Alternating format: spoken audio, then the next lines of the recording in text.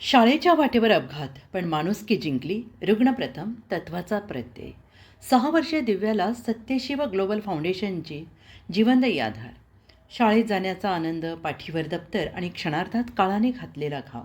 6 वर्षीय दिव्या नाव बदललं आहे. हिच्या आयुष्यात अपघाताने अंधार निर्माण केला, मात्र माणुसकीने त्या अंधारात उजेडाची ज्योत पेटवली. पुण्यातील सुसज्ज रुग्णालयात तिची मोफत आणि यशस्वी शस्त्रक्रिया करून सत्यशिव ग्लोबल फाउंडेशनने समाजासमोर मानवतेचे प्रेरणादायी उदाहरण उभे केले.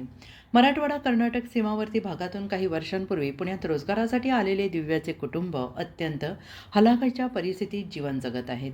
वडील बिघारी कामगार तर आई घरकाम करून उदरनिर्वाह करते. अशा परिस्थितीत दिव्या शाळेत जात असताना दुचाकीने धडक दिल्याने तिच्या उजव्या पायाला गंभीर दुखापत झाली. तपासणीत 2 ठिकाणी हाड तुटल्याचं स्पष्ट झालं आणि या घटनेची माहिती मिळताच सत्यशिव ग्लोबल फाउंडेशनच्या स्वयंसेवकांनी तात्काळ डॉक्टर रोहित बोरकर यांच्याशी संपर्क साधला. प्राथमिक उपचारानंतर दिव्याची शस्त्रक्रिया यशस्वीपणे पार पडली आणि उपचारानंतर तिच्या चेहऱ्यावर उमटलेला आनंद डॉक्टरांना भावुक करून गेला. 8 महिन्यानंतर हाडातील रॉड आणि स्क्रू काढण्यासाठी दुसऱ्या शस्त्रक्रियेची आवश्यकता भासली आणि यासाठी सुमारे 70 ते 75 हजार रुपयांचा खर्च अपेक्षित होता. विविध शासकीय योजनांची चौकशी केली असता ही शस्त्रक्रिया कोणत्याही योजनेत बसत नसल्याचे स्पष्ट झाले आणि यानंतर डॉक्टर बोरकर यांनी लोकवर्गणीतून निधी उभारून सुसज्ज रुग्णालयात शस्त्रक्रिया यशस्वीरित्या पूर्ण केली. सलग 3 दिवस रुग्णालयात वैयक्तिक लक्ष देत त्यांनी कुटुंबाला धीर दिला.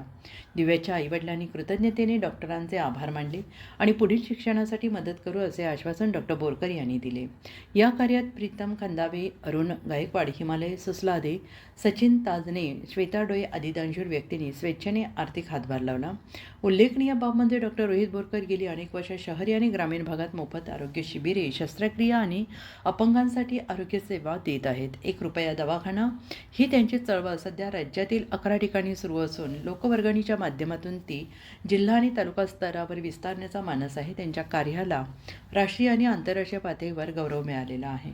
रुग्णप्रथम या तत्वावर आम्ही जन आरोग्य सेवा देतो.